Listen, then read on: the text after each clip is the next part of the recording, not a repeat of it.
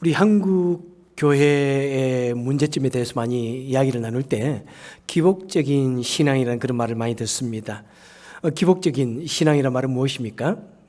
기복적인 신앙이란 말은 현세적인 복을 받는 것을 목적하는 그런 신앙을 말합니다. 우리의 신앙 대상인 하나님을 섬기고 또 하나님의 뜻을 따르고 그 영원한 고귀한 가치를 추구하는 것보다는 현 세상에서 소원을 성취하고 또 물질 번영을 받고 또 건강하고 또 자손 번영 등을 추구하는 그런 신앙 형태를 말합니다. 우리 한국은 한국 전쟁 이후에 폐허가 되었습니다. 전 국토가 산에 나무가 하나도 없을 정도로 불타고 완전히 폐허가 되었습니다. 자, 그런 폐허가 된 도시에서 그런 나라에서 먹을 것도 없고 아무런 이런 생산품을 생산해낼 수 있는 기술이나 기계도 없습니다. 자, 그때 나타난 것이 우리 기독교회가 우리 하나님 잘 믿으면 복을 주십니다. 물질의 번영을 주십니다 하는 기복주의 신앙이 매우 강하게 나타나가지고 한국 교회가 상당히 많이 번창한 것은 부인할 수가 없습니다. 그리고 한국에 정말 그 놀라운 경제 부흥과 맞물려서 오늘날 우리 한국 교회가 세상 사람들이 세계가 깜짝 놀라는 그런 기독교의 대부흥을 가져왔습니다. 그렇게 되니까 이제 한국 교회의 그런 신학, 기복적인 신앙, 우리 하나님 믿고 또 하나님께서 축복해 주시는 세상의 물질의 축복도 받고 우리가 기도하는 대로 다 이루어 주신다는 그런 축복 신앙, 기복 신앙이 상당히 또 공격을 받기도 합니다. 한국 사람들이 너무나 복을 구한다. 그래서 매우 강력하게 비판을 하기도 합니다. 그래서 너무나 강력하게 비판하다 보니까 어떤 사람들은 우리는 전혀 이 세상에 그런 복을 구해서는 안 된다. 우리는 오직 하나님의 고귀한 복을 위해서만 살아야 된다. 또 강력하게 그런 세상적인 복들을 비판하기도 하였습니다. 자, 그런데 오늘 본문에 보니까 여러분 어떻습니까? 오늘 3절에 보니까 내가 성읍에서도 복을 받고 들에서도 복을 받고 4절에 보니까 내 자녀가 복을 받고 땅도 복을 받고 너 집에 있는 짐승의 모든 새끼들도 복을 받고 5절에 보니까 심지어는 내 광주리야 내 떡반죽 그릇도 복을 받고 집에 있는 그런 그릇에도 복이 차고 넘치라고 이렇게 말합니다. 그리고 6절에 보니까 내가 들어와도 복을 받고 나가도 복을 받고 제가 어렸을 때 정말 이 소리 많이 들었어요. 부흥회만 했다 하면은 왔어서 오셔서 그런 말씀들 해주시고 기도만 했다 하면은 그런 기도를 또 많이 들었습니다. 그래서 그것이 너무나 당연하게 생각하면서 또 성도님들은 아멘, 아멘 그러면서 그 복이 나에게 임하기를 간절히 원하면서 아멘 하였고 또 여러 가지 간증이 있을 때마다 보면은 얼마나 그런 하나님께서 부어주신 그 복을 나누는 그런 간증들이 얼마나 많은지 모릅니다. 자, 그런데 오늘 본문을 보니까 그것이 그냥 우리가 지어낸 것이 아니라는 것입니다. 성경에 보니까 분명히 정말 이런 복들, 우리 현세적인 복들이 얼마나 우리에게 약속되어지고 주어지고 하고 있는지 모릅니다. 자, 하나님께서는 그의 백성들에게 때로는 이렇게 현세적이고 물질적인 이런 복을 주신다고 하시는 그 이유가 무엇입니까? 우리는 그 이유를 알아야 됩니다. 첫째는 바로 우리 인간의 그 필요성과 우리 인간의 그 한계성 때문에 하나님께서는 이런 좀 세속적이고 또 현세적인 것 같은 그런 물질의 복, 또 그런 번영의 복을 우리에게 주신다는 것입니다. 우리 사람은 어떤 존재입니까? 우리 사람은 다 육체적인 존재입니다. 매우 제한적인 그런 존재입니다. 우리 사람은 물질 없이 살 수 있습니까, 여러분? 물질 없이 살 수 있는 사람이 여기 계신가요? 아무도 없습니다. 주의 일을 감당한 나오는 이 목사조차도 하루만 물질이 없으면은 그저 아마 안 될 거예요. 뭐 물질이라고 하는 거 우리 눈에 보이는 모든 것을 다 말하지 않습니까? 물질 없이는 여기에 살아갈 수 있는 사람은 아무도 없습니다. 그리고 우리는 육신의 한계를 가진 존재라서 나 혼자만 할 수 없는 것도 참 많습니다. 다른 사람의 도움이 필요하고요. 때로는 하나님의 도움이 매우 필요하기도 합니다. 우리 어린 아이들이 자녀들이 부모의 도움 없이는, 부모의 양육이 없이는 자라갈 수가 없습니다. 우리 아이들은 절대로 자라갈 수 없습니다. 부모의 지속적인 물질적인 그런 피딩이 필요합니다. 양육이 필요합니다. 아이를 잘 키우기 위해서는 여러 가지 물질적으로 이 세상에서 요구하는 것이 얼마나 많은지 모릅니다. 마찬가지로 우리 사람들도 이 세상 살아가는 데 있어서 그런 물질적인 도움이 매우 필요합니다. 특별히 왜 신명기에서 이토록 여러 가지 정말 들어가도 복을 받고 나가도 복을 받고 집에 있는 토지 소산물이나 동물의 새끼나 밥그릇, 물그릇 이런 그릇에도 복을 주십니까? 자, 우리 출애굽의 그 한 연장이지 않습니까? 이스라엘 백성들은 애굽에서 탈출해서 나왔습니다. 그런데 광야 40년 생활하면서 아무것도 가진 것이 없습니다.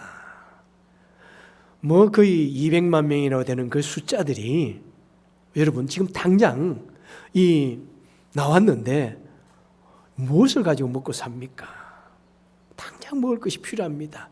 이것은 인간의 힘으로 도저히 서포트할 수 없는 엄청난 양의 물량들이, 음식들이 필요합니다. 그래서 이스라엘 백성들이 출애굽을 하면서 물이 필요해서 하나님께 부르짖습니다. 음식이 필요해서 하나님께 막 기도했습니다. 그리고 얼마나 외부에서 수많은 적들이 와가지고 막 공격하는지 모릅니다.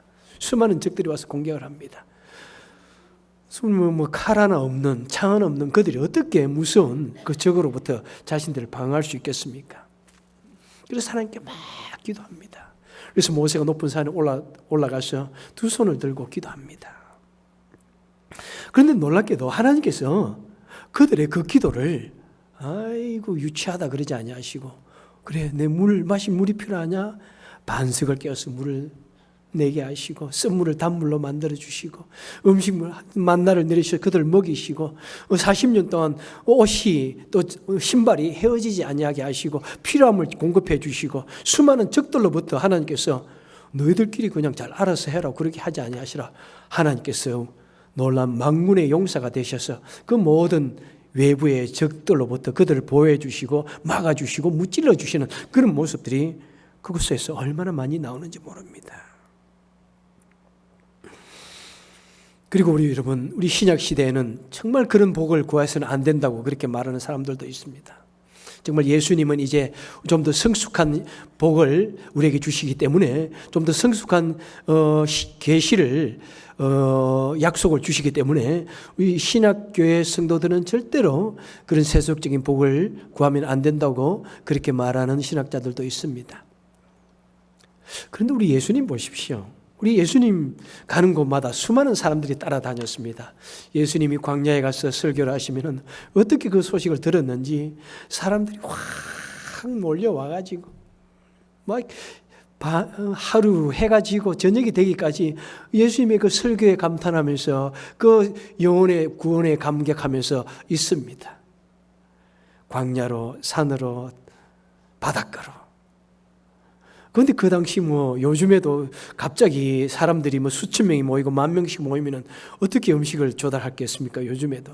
그런데 그 당시는 말이 안 되는 거예요. 수많은 사람들이 광야에 와서 듣고 그 제자 뭐라고 그럽니까? 저들이 돌아가다가 흙이 져서 쓰러질까 합니다.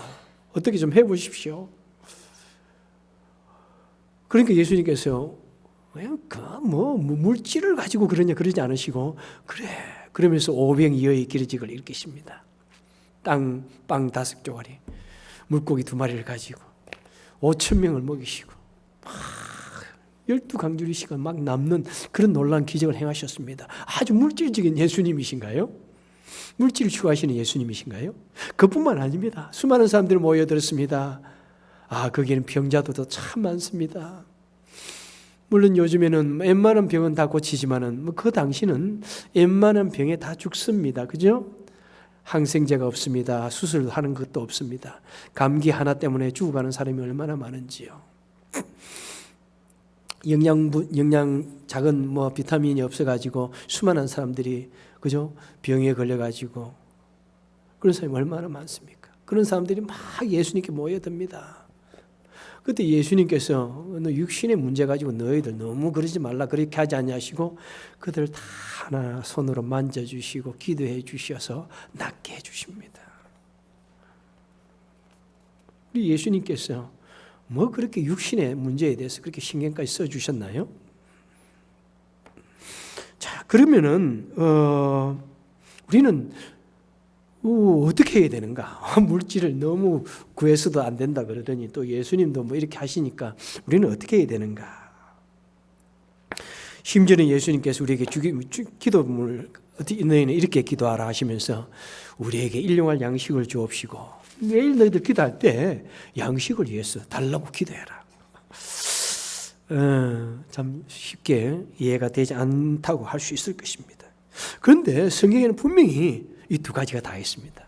그러시면서 동시에 너희들은 이 세상 우리 하나님 있는 나라는 먹고 마시는 데 있는 것이 않다. 그러면서 또 너무나 세속적인 또 물질적인 또 물량적인 그런 이 세상의 것에 대해서 너무 또 신경 쓰지 말라고 그럽니다.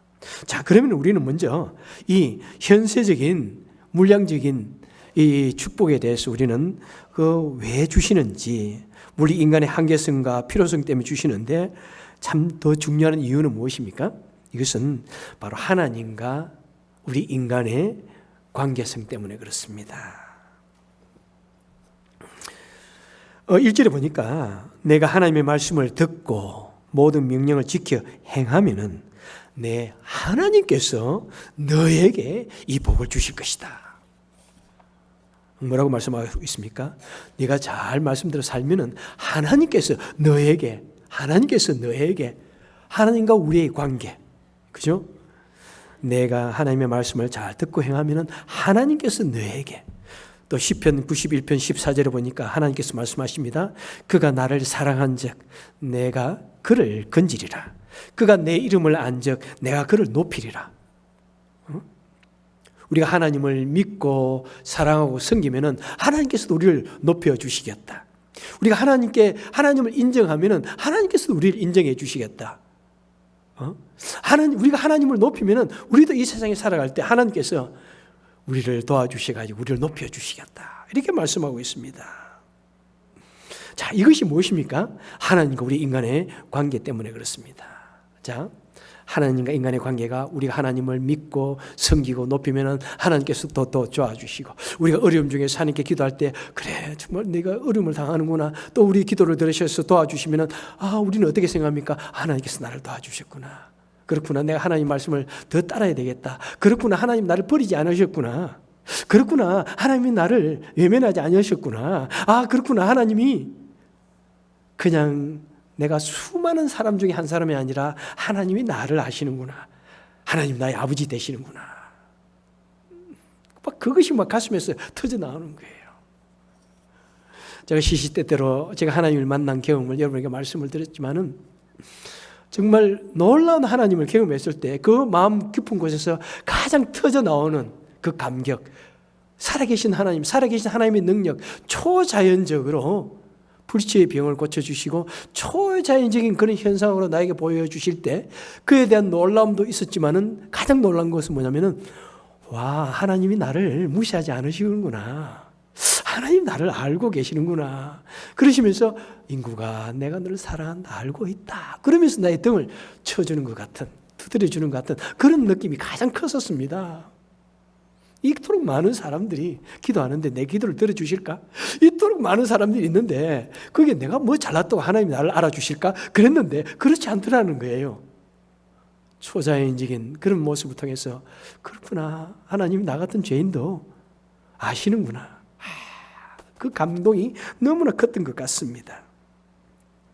그래서 여러분, 이런 내가 기도하고 어려움 중에서 하나님께 기도할 때마다 하나님이 응답해 주시면은 하나님과 나의 관계가 매우 강렬해집니다. 돈독해집니다. 하나님이 나의 아버지시구나. 하나님 나를 버리지 않으셨구나. 그래서 우리는 계속해서 하나님의 말씀에 더 순종하고 하나님의 말씀을 더 준행하고, 오늘 영어에 보니까 한국말로는 내가 내 명령을 지켜 행하면, 이 말씀을 청종하면 그러는데, 영어에 보면 obey, 순종하면, 내가 순종하면, 하나님의 말씀을 순종하면 내가 이렇게 해주겠다. 바로 하나님과 우리의 관계. 여러분, 우리 현대 교인들의 문제점이 무엇입니까? 오늘날 우리 현대 교인들은 너무나 놀랍게 귀가 발달했어요. 매우 지식적으로 굉장합니다. 목사도 뭐 함부로 하다가는 그죠? 막 우리 성도님들에게 지적당하고, 때로는 이 목사님가 아닙니다, 이렇게 말할 때도 있습니다. 목사라고 해서 다 아는 것도 아니고 항상 다 기억하는 것도 있는 게 아니라 때로는 약간 착각하기도 하고 잊어버리기도 하고, 그죠? 그래서 저는 항상 이렇게 원고를 준비하지만은 때로는 원고 준비하지 않은 말이 나왔을 때 틀리기도 하고 그래요. 그리고 성도님들이 잘 아시니까 얼마나 바짝 긴장하는지 몰라. 우리 교회처럼 굉장히 지적 수준이 높은 교회 목사들은 아주 바짝, 제가 긴장하고 있는 거 눈에 보입니까, 여러분? 제가 떨고 있나요? 제가 항상 떨면서 말씀을 전합니다. 우리 현대 교인들의 문제는 말씀을 참 잘 안다는 사실입니다. 너무 잘 아세요. 왜 그렇습니까? 오늘날 미디어들이 막 발달해가지고, 여러분 저 지구 끝에 있는 반대편에 있는, 그죠? 이 지구의 반대편, 우리 사는 곳의 반대편이 어디입니까? 정확하게 12시간 떨어져 있는 그곳이 우리 반대편이에요. 한국이 사실 우리 이곳의 반대편입니다. 12시간, 또 뭐 여름 그런 시간에 13시간 떨어져 있으니까 거의 그 지역이 지구의 반대편인데, 그 반대편에 있는 내가 좋아하는 목사님 설교를 주일 딱 들을 수 있어요. 얼마든지 들을 수 있어요. 수많은 성경 공부 들을 수 있어요. 수많은 거 유튜브를 통해서 다 볼 수 있습니다. 교회 신앙생활 잘 안 해도 성경에 대해서 안 믿을수록, 어떤 사람들은 성경을 더 잘 알아요. 안 믿을수록. 왜? 성경에 대해서 많은 비평하기 위해서, 성경 막 공격하기 위해서 깜짝 놀랄 정도로 잘 알아요.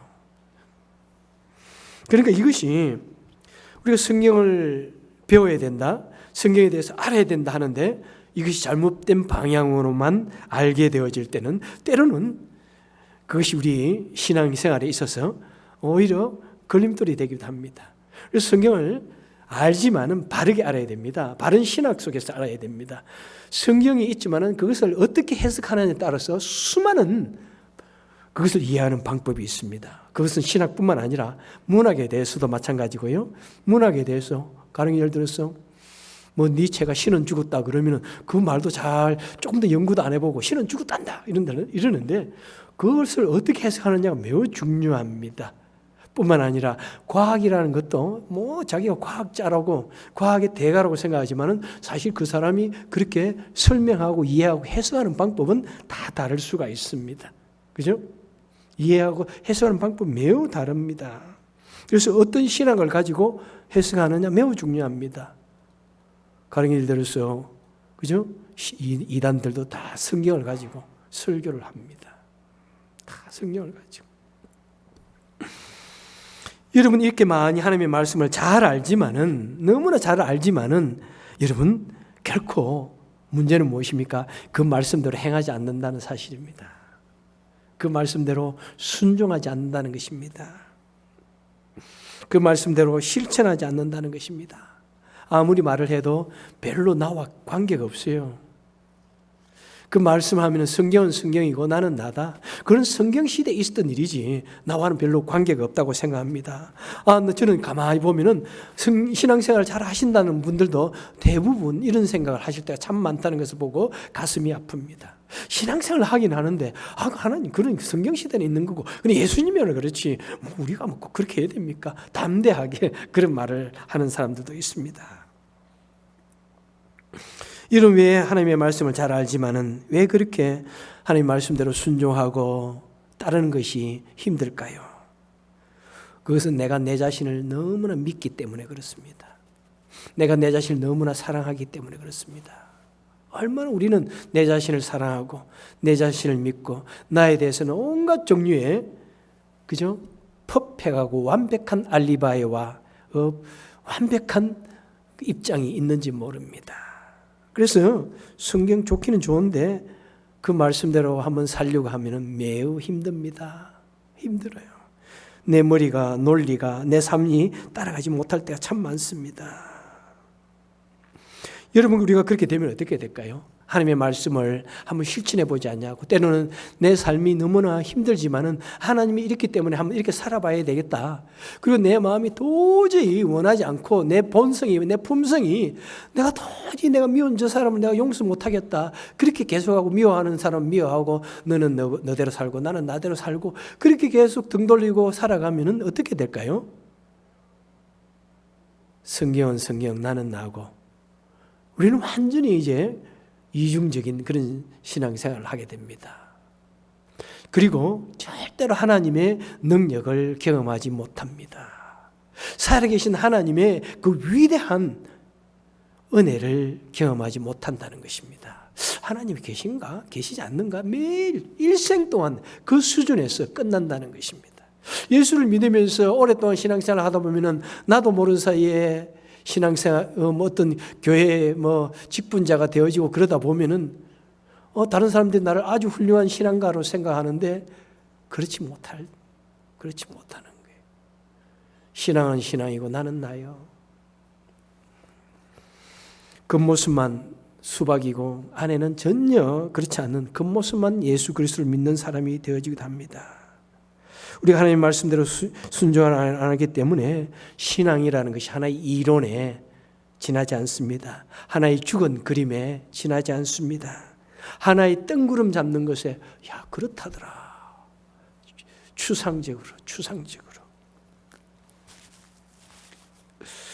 그래서 하나님께서는 이 순종과 이 축복의 상관관계를 위해서 하나님께서는 매우 육적이고 제한적인 우리 존재들을 우리 영이신 하나님께서 무한하신 우리 하나님께서 어떻게 우리를 좀 알게 해줄까 하는 거예요. 여러분 우리가 어떻게 하나님을 알 수 있습니까? 우리 너무나 제한적인 존재이기 때문에 참 하나님을 알기 힘듭니다. 그런데 하나님은 우리로 하여금 하나님을 알게 해주기 원하십니다. 그래서 어떻게 하십니까? 내가 이 말씀을 한번 순종해보아라. 한번 해봐라. 이대로 하면은 내가 불가능을 가능케 해줄게. 인간의 머리로서는 도저히 이해할 수 없는 이 자연적인 원리를 튀어나와서 초자연적인 그런 것을 우리에게 보여주시는 것입니다. 그것을 일컬어 우리는 기적이다고 합니다. 기적이다. 그런데 여러분 때로는 이 기적이라는 것이 참 놀라운 힘을 가지고 있습니다. 전혀 인간의 머리로서 논리로서 이성으로서 알 수 없는 이 기적이라는 것을 한번 다 경험하면은 그리고 그 속에 기적 뒤에 있는 하나님의 살아계심을 느끼게 되면은 그냥 하나님의 말씀이 믿어지고 그 하나님이 내 하나님이라는 사실에 대해 죽음조차도 갈라놓을 수 없는 그런 믿음의 신앙인이 되어지는 것입니다. 야 하나님이 살아계셨다더라. 성경이 이랬다더라가 아니라 하나님이 살아계신다. 그렇구나. 하나님은 언제나 나와 같이 하신다. 이 흔들리지 않는 믿음. 그래서 이 세상이 마지막이 아니라 영원한 그 나라에서 받을 그 하나님과의 그 축복을 생각하기 때문에 때로는 이 세상에서 여러 가지 상처를 받고 때로는 손해도 보고 심지어는 생명의 위협을 당해도 우리는 그 나라를 믿기 때문에 담대하게 선교자의 길까지 갈 수가 있는 것입니다. 여러분 선교자의 길을 갈 수 있습니까? 내가 뭐 요즘에는 뭐 신앙생활 이렇게 딱 해도 어떤 순교적인 그런 상태가 오면 나는 순교할 거야. 그렇게 생각하세요? 약간 요즘 힘들어도 그냥 이렇게 저렇게 적당히 신앙생활하고 편하게 하고 하지만은 어떤 순교자적인 그런 상황이 오면 나는 순교할 수 있는 믿음이 있다고 생각하세요? 절대로 그렇지 않습니다. 현 사회 속에서 내가 순교자적인 삶을 살지 않으면은 절대로 우리는 정말 하나님의 안에서 순교할 수 있는 그런 믿음이 되지 않습니다. 여러분, 이것은 어디에서 오는 것입니까? 우리 하나님의 말씀을 순종함으로써 매일같이 그 순종을 통해서 하나님께 가까이 갈 때 우리는 그렇게 되어지는 것입니다.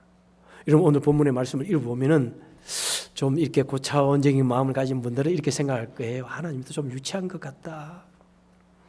하나님도 좀 그렇다. 우리 거룩하신 하나님께서 뭐 기브앤테이크식으로 잘 말 들으면 축복해주고, 내 말씀 잘 들으면 내가 너를 축복해주고, 뭐 이러냐. 그런 비판이 얼마나 많은지 몰라요. 유튜브에 올라가 보세요. 얼마나 하나님이 그런 하나님이면 안 믿을 거야. 뭐 이런 사람도 있어요. 왜 그럴까요? 여러분, 우리는 꼭 알아야 됩니다. 왜 하나님께서 때로는 이렇게 유치해 보이실까? 이런 생각을 하는 것은 우리의 차원 때문에 그렇습니다. 하나님의 차원이 그런 게 아니에요. 하나님께서 우리에게 맞추기 위해서 하시다 보니까 우리 인간의 연약성 때문에, 한계성 때문에 우리 수준에 맞추시다 보니까 그렇게 되어진 거예요. 우리 부모님들, 우리 자녀들 잘 키우기 위해서 어떤 방법을 씁니까? 예. 이번에 학교에서 공부 잘하고 선생님 칭찬 듣고 올 A 받아 오면은 내가 뭐라고요? 내가 뭐 해줄게. 그렇게 약속한 부모님 없나? 이번에 크리스마스 선물을 잘하면 내가 이번에 게임기 사줄게. 그런 분 없나요? 게임기 아니더라도. 우리 부모님도 너무 훌륭하지고 그런 것도 안 하시는구나. 무조건 공부해 그런가 봐.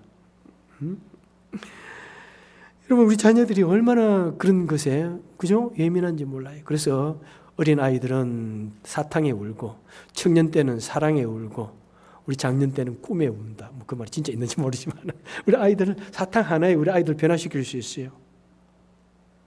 여러분, 지금 크리스마스 때 연합 예배 볼 때 우리 아이들이 얼마나 예배를 잘 들었는지 아세요?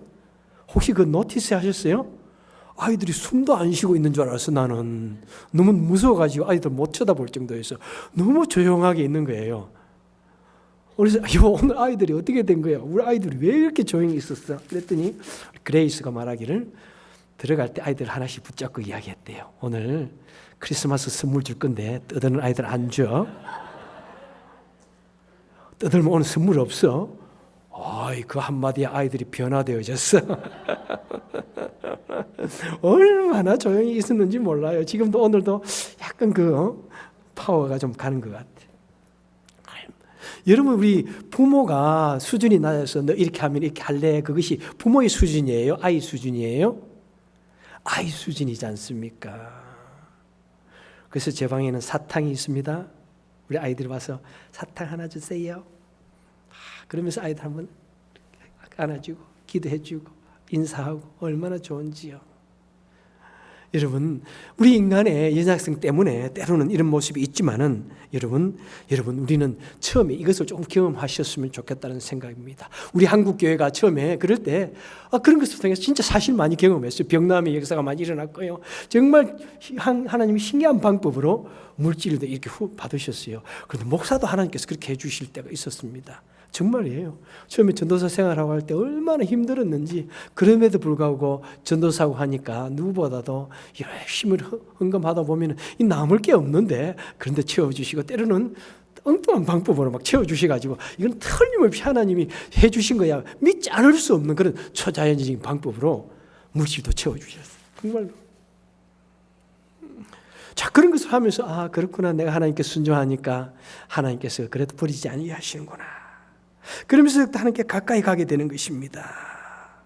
여러분은 우리 속에 순종이 없으면 하나님의 능력이 없습니다.